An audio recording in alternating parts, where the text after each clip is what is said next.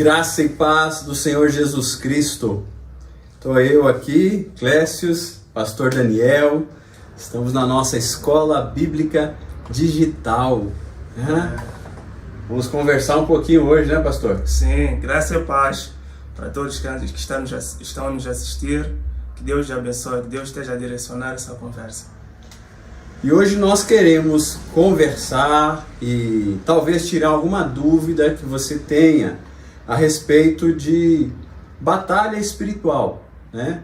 De lutas espirituais, e falar um pouquinho a respeito dessa luta que existe do ser humano contra o diabo e contra os anjos caídos. Pastor, tem gente que não acredita que existe diabo, sabia? Esse é um assunto muito polêmico.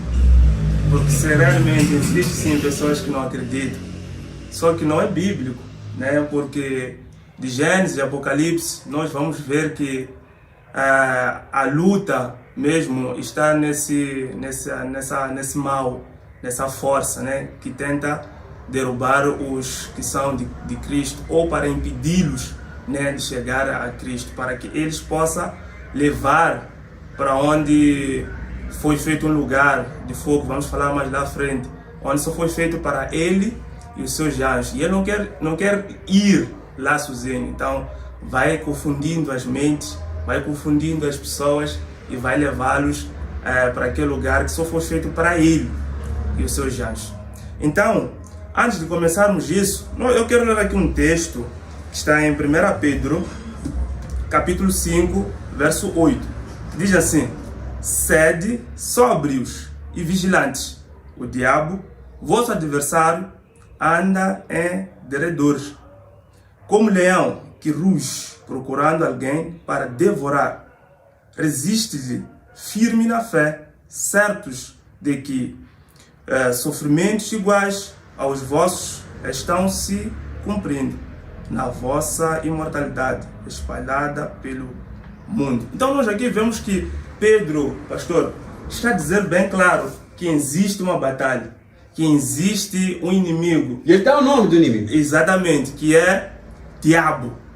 Então a Bíblia vai falar sobre isso, pastor, que existe sim um adversário, existe um diabo que está solto e que está a terrorizar, está a atormentar os fiéis e aqueles que estão andando no caminho de Deus, até mesmo aqueles que não estão a andar no caminho de Deus. A Bíblia vai dizer uma coisa muito interessante, que são filhos da desobediência, ou seja, aqueles que não estão em Cristo Jesus, automaticamente a Bíblia considera eles como filhos de desobediência. Então fazem as ações que eles fazem, o que eles pensam, o que eles fazem por causa do pai, que é o diabo. Então, por isso que Cristo veio aqui na Terra, para resolver esse problema do homem. E quando Cristo vem à Terra, o diabo tenta Cristo. Exatamente. Mas antes disso, nós vamos começar por onde começou. Vamos lá. Para nós vermos que, na verdade, isso foi algo que, mesmo para Cristo, foi algo que ele teve que combater, e para nos mostrar que é possível combater, pois nós também iríamos passar por aquilo que ele passou. Então, primeiro nós vamos ver de que Deus é soberano, vamos ver de que Deus, ele criou todas as coisas. Aqui eu vou ler um versículo que está em João 1:3. Diz aqui: todas as coisas foram feitas por intermédio dele. Sem ele, nada do que existe teria sido feito. Nós estamos a ver que Deus é aquele que é o Criador. Estamos a ver que Deus é o soberano. E até os seres angelicais foi ele que criou. Até o diabo. Que é Lúcifer. Antes de ser diabo, ele foi Lúcifer. Que nós vamos ver isso mais à frente, né? Que até mesmo o Lúcifer, que era o anjo que tinha um grande resplendor, que era o boss de todos os anjos, Deus incumbiu a ele uma missão muito grande, que ele, por ver aquilo ali, ele queria ser igual a Deus. Então, tudo, quem criou foi Deus, os céus, a terra e até mesmo os seres que habitam aqui, que somos nós, seres humanos. E olha que Deus disse, principalmente quando criou a mulher, Deus disse que viu que tudo era muito bom. Então, tudo era perfeito. Mas onde é que aconteceu, onde desandou as coisas? Vou ler aqui, só para sustentar aquilo que eu falei em Neemias 9:6, que diz assim: só tu és, Senhor, fizeste os céus e os mais altos céus e tudo o que nela há, a terra e tudo o que nela existe, os mares e tudo o que neles existe. Tu deste vida a todos os seres. Os exércitos dos céus te adoram, para mostrar que Deus é o soberano, para mostrar que Deus é aquele que está acima de todas as coisas. E Deus é o maior que os espíritos. Deus é o maior. Isso é muito interessante lá na minha cultura, em Moçambique. Sim. Por lá trabalha-se muito esse negócio de espíritos e tal. E quando você chega e fala que Deus é maior que os espíritos, eles já imaginam. Por quê? Porque lá tem espíritos hereditários em Moçambique. Sim. Sim. Que são espíritos dos xarás. Não sei se o Brasil diz xarás. Por exemplo, alguém que tem o mesmo nome que Sim, xará. Xará. Então, acredita-se que quando, por exemplo, eu sou teu xará, eu moro, ok? Ficas vivo. Então, é possível que eu possa intervir na tua vida, mesmo morto. E tem aquilo que chama-se falar com os mortos, né? Lá em Moçambique. Que vais lá e tem um chefe, né? Que chama-se curandeiro. Curandeiro. Exatamente. Onde é construída uma palhota, onde ele atende lá dentro. E você chega, para minha vida não está a andar, o que está a acontecer e tal. E ele é como se fosse um intermediário. Ou não, não é como se fosse, é um intermediário e respeitado, porque ele tem conexão com esses espíritos. Então, o que acontece? Ele começa a fazer aqueles trabalhos e sai o espírito com a mesma voz que eu tinha, com os mesmos gostos que eu tinha, e você vai acreditar. Porque até posso te dizer um segredo, que somente você que eu te falei, porque estávamos nós os dois numa sala fechada, eu te conto, e nesse dia eu vou te contar. Isso para dizer que isso não existe, biblicamente, isso não existe. Porque não há comunicação. Exatamente, a Bíblia diz que não há comunicação entre mortos e vivos. Isso é a artimanha deste inimigo, de Satanás, que ele incorpora-se, apodera-se do corpo do ser humano. Por isso que é muito interessante, pastor, que quando alguém é convertido, quando alguém recebe a Cristo como seu único suficiente Salvador, o Espírito de Deus habita dentro dessa pessoa e nenhum outro espírito imundo pode vir tomar posse do teu corpo, porque lá tem o Espírito Santo. E a Bíblia diz ainda que onde há luz, as trevas não prevalecem. Então não tem como as trevas prevalecer na vida ou no corpo, a pessoa ficar possessa enquanto realmente é convertida. Então, para dizer que isso são mentiras de Satanás, artimanhas que ele vai usando para poder desviar a cruz, né? Porque nós vamos ver lá em Mateus 4, quando Jesus, depois de ser batizado, é levado, e é interessante que ele não é levado por qualquer pessoa, é levado com Espírito, pelo Espírito, para o deserto para ser tentado. É muito interessante. Muitas das vezes, quando a gente passa por tribulações, pastor, quando a gente passa por momentos difíceis, pastor, a gente acha que estamos sozinhos, mesmo sendo cristãos. A gente acha que estamos sozinhos. Essa é a tristeza, infelizmente. Enquanto que nós vemos que Jesus estava com alguém. No deserto. No deserto. E nós também passamos por desertos, pastor. Nós passamos por desertos. Quando a nossa família não é convertida, é uma luta dentro de casa, isso é um deserto. Quando as coisas não vão bem no trabalho, isso é um deserto. Quando as coisas não vão bem na família, no lar, entre marido e mulher, com os filhos, isso é um deserto. E todas outras coisas que nós podemos aqui anoitecer a mencionar, é um deserto. O mesmo deserto que Jesus passou lá quando foi levado para ser tentado. E é interessante que ele é Deus. Ele diz, e é interessante que o diabo vai atacar a ele na área de fome. Para mostrar que essa área é difícil. Essa aí é difícil, né? Vai tentar a ele nessa área que se realmente ele é filho de Deus, transforma aqueles pães ali, aquelas pedras em pães. Então vai dizer, nem só do pão viverá o homem, mas de toda a palavra que procede da boca de Deus.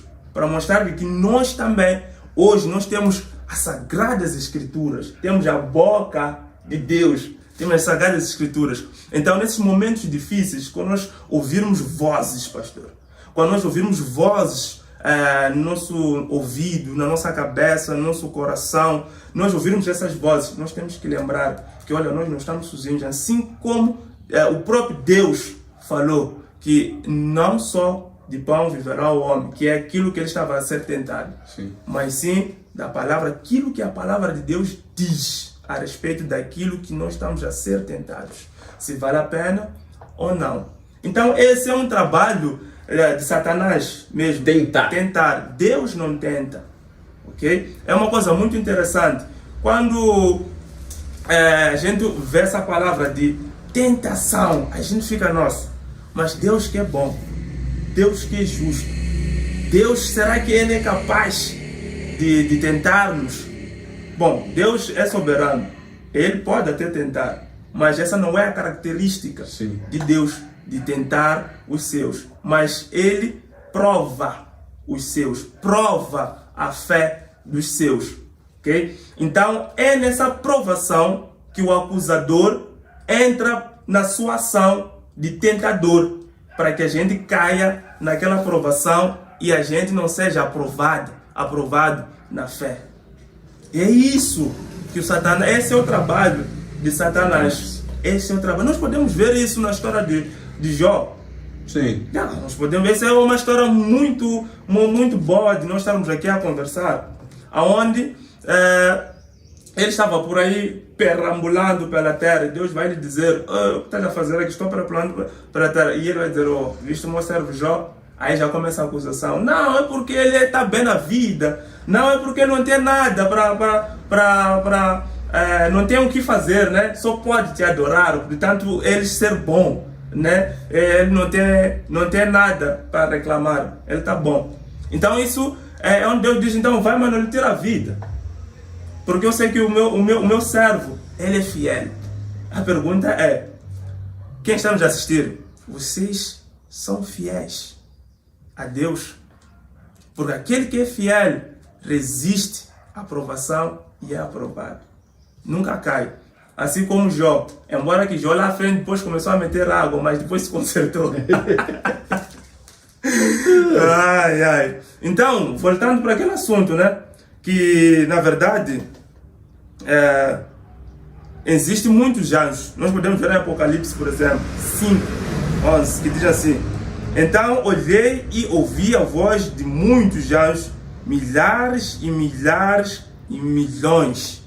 Nós estamos a ver que existe esses anjos. Esse mundo espiritual. Exatamente, existe. E é um mundo espiritual que está repleto, está cheio desses anjos. Mas ainda Ezequiel, eu vou ler Ezequiel, capítulo 28, verso 14 a 15, diz assim: você foi ungido como um querubim guardião, pois para isso eu o designei. Você estava no Monte Santo de Deus e caminhava entre as pedras fulgurantes. Você era inculpável em seus caminhos desde o dia em que foi criado, até que se achou maldade em você. Nós aqui estamos a ver que esse anjo aqui era um anjo muito nice. E a Bíblia vai falar desses seres angelicais, de querubins, vai chamar de estrela da manhã, etc. Então, nós vemos que este anjo, este querubim, ele era o mais alto, era o Big Boss que governava milhares e milhares de anjos. E Ezequiel 8:28 diz assim: seu coração tornou-se orgulhoso. Então nós estamos a ver o porquê dele perder aquela posição. Qual o pecado que havia? Qual é o pecado que havia? Afinal, por que existe então o diabo? O que aconteceu lá? Nós vamos ver aqui. Seu coração tornou-se orgulhoso por causa da sua beleza. Esse gajo era bonito. Esse cara era muito bonito. Seu coração tornou-se orgulhoso por causa da sua beleza e você corrompeu a sua sabedoria. Era sábio. Então, a sabedoria dele foi corrompida por pecado. Por causa do seu esplendor, por isso eu o atirei à terra. Fiz de você um espetáculo para os reis. Então, nós vemos aqui então o que aconteceu. Primeiro, nós vemos que ele era um anjo. Era um anjo que governava, era um anjo que Deus o colocou numa posição alta em cima de outros anjos. Nós vemos aqui que ele era bonito, que tinha um esplendor, e também vemos o que aconteceu, que é o orgulho no seu coração. E que a decisão de Deus qual foi? De lançá-lo à terra. Para aqui. Lançá-lo aqui. Então é muito interessante o poder, pastor. Nessa guerra espiritual, nessa batalha espiritual, onde o diabo mexe muito, é com o poder. O poder é terrível. Vamos ver lá em Isaías 14, 14. Diz: você que dizia no seu coração: subirei aos céus, erguerei o meu trono acima das estrelas de Deus. Eu me assentarei no monte de assembleia, no ponto mais elevado do monte santo. Subirei mais alto que as mais altas nuvens. Serei como o Altíssimo. Esse negócio de poder é muito difícil. É terrível. Porque ele quer dominar. E nesse domínio, ele usa pessoas que ele vê que ele tem mais autoridade para usar. Nós vamos ver na história de Israel, por exemplo. A história de Israel, quando o faraó viu que não, o povo israelita está numeroso, é forte, e pode se tornar poderoso, e pode me destruir, e pode quebrar tudo aquilo que eu quero conquistar. Então o que eu vou fazer? Eu vou oprimir. Eu vou oprimir. Então o poder é muito terrível. E o Satanás usa o poder para desfazer aquilo que são as obras de Deus, né? Por exemplo, ele usou um poder para tentar a Jesus, por exemplo. Olha isso tudo aqui, eu te darei. Ele usa o poder, pastor, para tentar a gente. Ele oferece poder. Exatamente. Ele oferece poder. É muito interessante. Ele oferece poder para dizer: olha, o que eu... Estás do meu... É como se fosse dito: estás do meu lado. Não fica desse lado. Estás do meu lado. Eu te garanto o poder. Pastor, mas nem sempre ele não fala assim, né? Ele vem às vezes exatamente, exatamente. Por isso que eu digo, quando ouvires vozes, aí que está. Onde, e às vezes ele aparece no momento em que ninguém está. Ok? Só você e ele. Onde você vê, por exemplo, o teu colega está em cima. E ele vem com voz: não, ele não merece aquele cargo. Quem merece é você. Você tem potencial. Você é isso. Você é aquilo. Então, o que ele está fazendo isso? Ele está te mostrar um poder. Sim. mas é um poder maligno. É um poder que não glorifica a Deus. É um poder que não vem de Deus.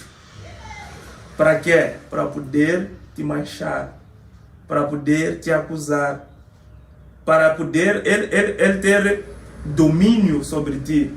E isso ter como consequência te levar para aquele buraco onde não foi feito para o homem, mas foi feito para Satanás e seus anjos, que é o inferno. Que é um lugar que a Bíblia fala e que existe esse lugar.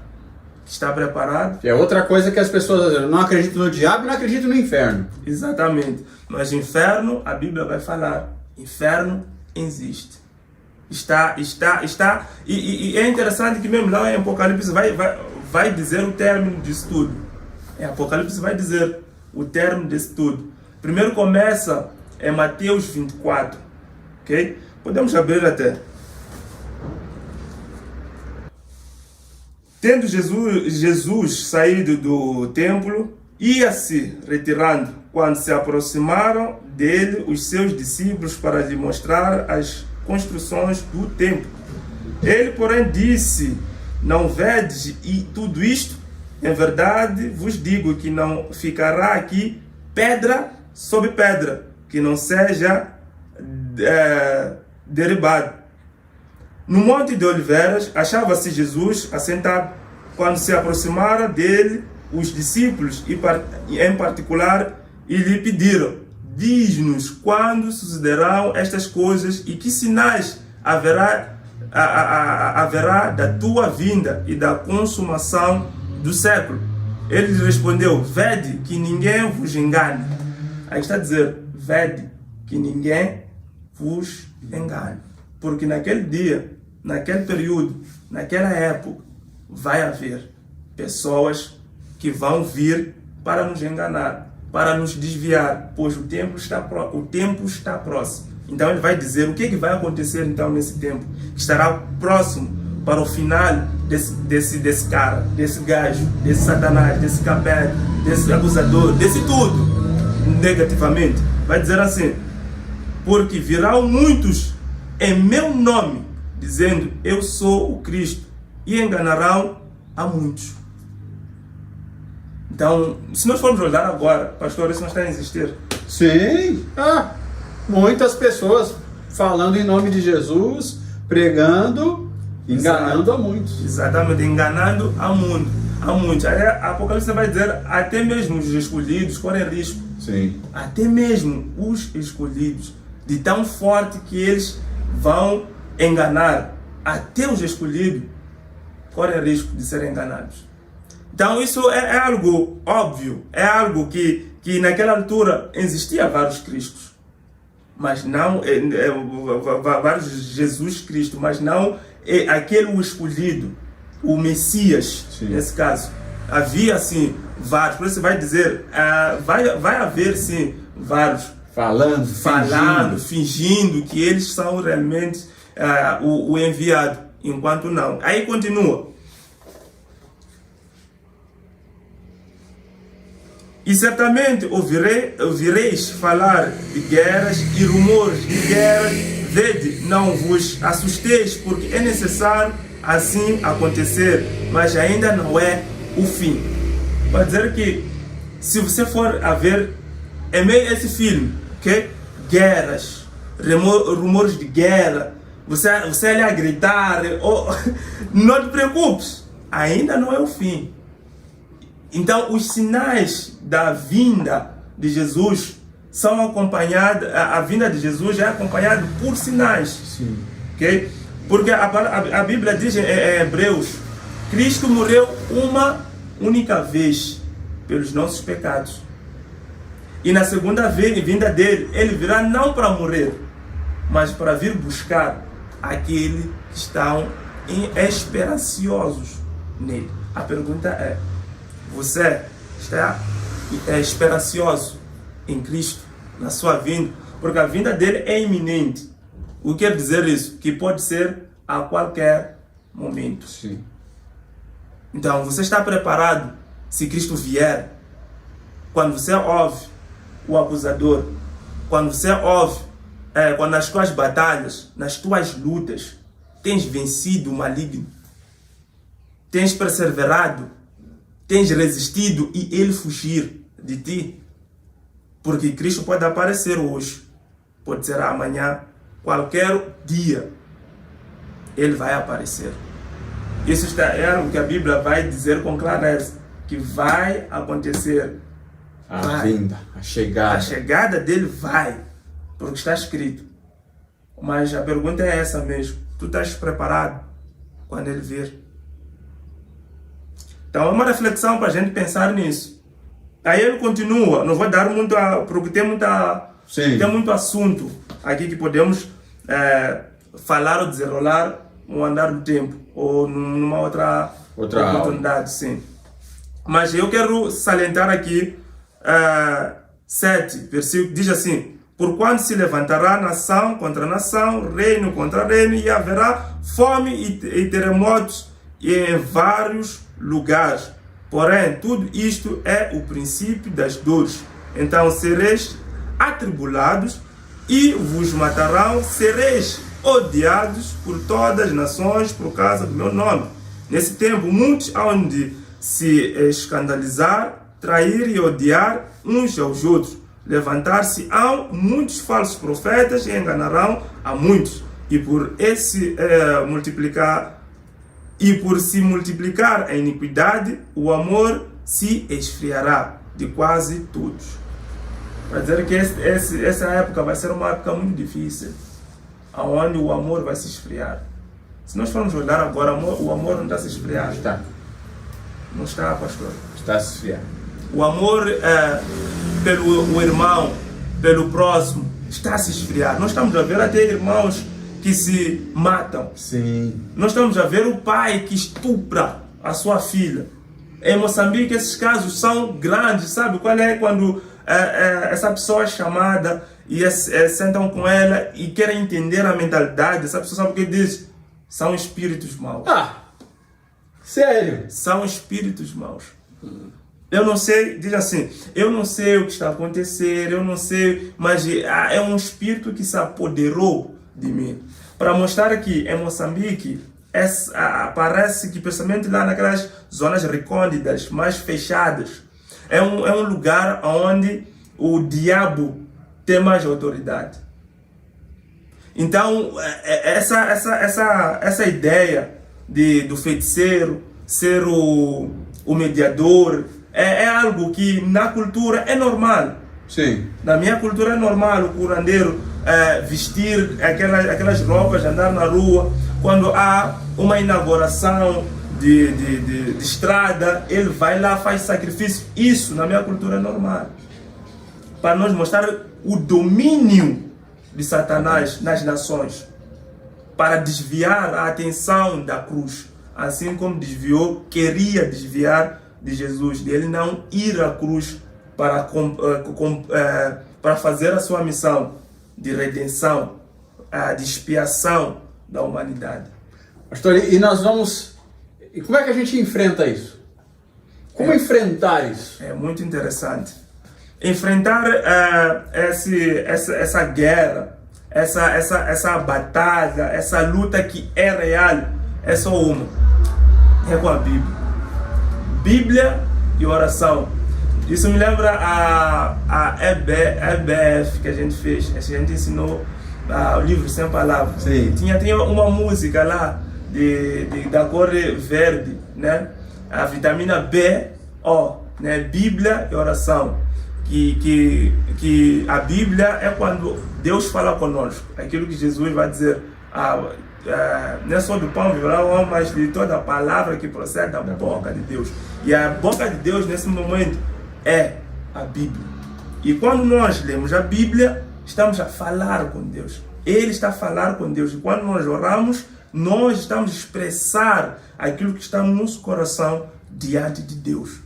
Porque as lutas, as batalhas, elas vão aparecer. E vai dizer a Bíblia ainda que nós temos que resistir às tentações. E quando a gente resiste, não é só resistir, eu sou forte, nós levantarmos o nosso ego. Não, eu sou cristão já, pastor, há 30 anos, então, não. Resistir é você resistir na Bíblia. Sim. Resistir na palavra dele. O que a Bíblia diz. Chorar, se humilhar. E fazendo isso, o diabo não é você que foge. Não é você que foge. Mas quem foge é Satanás. E é uma coisa muito interessante, pastor, nós olharmos para que Satanás é um ser que a Bíblia diz que ele é astuto. Sim. Né? Ele é astuto. Nós vamos ver lá em Gênesis, quando começou tudo, que por que o Satanás não foi tentar o homem? Foi tentar a mulher. A mulher. Nós vemos que ele vê o cabeça. Às vezes ele quer tentar o cabeça, mas ele vê que o cabeça está muito forte, que não é possível tentar do que correr e tentar a parte mais frágil, né? Que podemos dizer que é a mulher, que é a parte mais frágil. E às vezes isso acontece dentro da família, que os pais, nesse caso, são fortes, mas os filhos são fracos. Ou os filhos são fortes, os pais são fracos. Então, o diabo trabalha na parte mais frágil do corpo, ou seja, em casa, ou seja, na igreja. Quem tem menos contato com Deus. Exatamente. A gente podia até pensar assim, né, pastor? Porque Adão estava mais tempo com Deus. Exato. Adão tinha mais relacionamento. Eva tinha chegado ao menos tempo e ele foi nela. Exatamente. E em casa vai fazer a mesma coisa. Se o homem está orando mais, ele vai na mulher. Se a mulher estiver orando mais, ele vai no homem. Sim, é assim. O que você mais alimenta é aquilo que vai vencer. Se nós alimentamos a nossa carne, pastor, pelas coisas do mundo, pelas nossas paixões do mundo, no dia da luta, quando vier essas tribulações, o que vai prevalecer é a nossa carne. Mas se nós alimentarmos a nossa alma, o nosso espírito com a palavra de Deus, no dia da guerra, o que vai prevalecer é a palavra de Deus. São as coisas do céu, são as coisas do alto que nós devemos pensar, nós devemos ansiar. São com as coisas do céu. A Bíblia vai dizer isso. Então a Bíblia ainda diz: vigiais, porque é possível cair. É possível. Nós não somos, quando somos cristãos, não somos isentos. Não. Mas somos chamados a lutar. Somos chamados a guerrear. E nós não estamos sozinhos. Nós não estamos sozinhos. Muitos dizem que a missão de Jesus já acabou. Não, ele já morreu na cruz e a missão dele, pronto, terminou. A Bíblia vai chamar Jesus ainda de homem celestial. Para mostrar que Jesus, quando subiu, os discípulos viram a ele a subir. Na sua exceção, subiu. E lá ele está onde? A Bíblia vai dizer que está na direita do Pai a interceder por nós. A interceder por nós. Nós, quem? Que cremos nele. Nós que depositamos a confiança, a fé nele. Para mostrar de que as nossas lutas, nós não lutamos sozinhos. Nós lutamos com aquele que venceu e ele nos chama para vencer porque ele venceu. Por isso ele vai dizer: no mundo tereis aflições, mas tende bom ânimo, porque eu venci. E ele nos chama para nós vencermos. Em meio a essa luta, em meio a essa barreira, em meio a essa guerra, nos chama a vencer. Pastor, o diabo ainda entra no corpo. Lá em Moçambique, o diabo entra no corpo e fala como se fosse um parente, fosse um xará. Como é que tira esse diabo do corpo? Muito interessante. Primeiro nós vamos ver biblicamente que isso é uma coisa que existe, né? Nós vamos ver Jesus a expulsar demônios em pessoas que estão possessas. Nós vamos ver o demônio antes de muita coisa acontecer lá no jardim, que ele vai entrar no animal para falar com a Eva, conforme estávamos aqui a falar. Então, isso é uma realidade ainda nos dias de hoje. E a única maneira de nós tirarmos esse Satanás ou esse demônio, né, que está no corpo, que invadiu, na verdade, de forma ilegal aquilo que é leis humanas que Deus estabeleceu. Ele invadiu o corpo, um corpo que não é dele. Ele se apodera, ele toma posse do corpo que não é dele. E a única maneira de sair ou não entrar mais neste corpo é se essa pessoa se dedicar em conhecer a Deus e entregar a sua vida nele. E a pessoa que expulsa esse demônio tem que ser alguém que tem uma vida com Deus. Porque um demônio não pode expulsar o outro demônio, como Jesus vai dizer. Não pode. Não pode. Então tem que ser alguém que esteja firme nos caminhos de Deus. Alguém que é luz. Alguém que tem intimidade com Deus. Alguém que vai falar em nome de Jesus. Precisa ser pastor? Não precisa ser pastor. Não precisa ser missionário. Não precisa ser o pastor. Precisa ser cristão. Um cristão verdadeiro. Porque isso é uma batalha espiritual. Precisa jejuar. Tem espíritos que não saem só por sair. Que precisa de um propósito, né, de jejum e oração. Precisa de um trabalho. Pode ser por uma semana. Pode ser por um mês. Não sei. Mas vai depender mais da pessoa que está encarregada para trabalhar, fazer esse trabalho, né? De se preparar antes. E se preparar muito bem naquilo que vai enfrentar. Por exemplo, lá longe, na nossa igreja, em Moçambique, na zona rural, temos sofrido essas batalhas. Temos sofrido várias batalhas espirituais lá. Até mesmo a pregar, a dar aula, nós sentimos essa energia, essa força maligna atuando, porque a nossa igreja está no meio e aos arredores temos vários curandeiros. Até à noite de madrugada sentimos batuques, ouvimos batuques a soarem, né, em toda a zona, a fazerem trabalhos noturnos, neste caso. Então é muito forte. Na aldeia, idem, mesma coisa.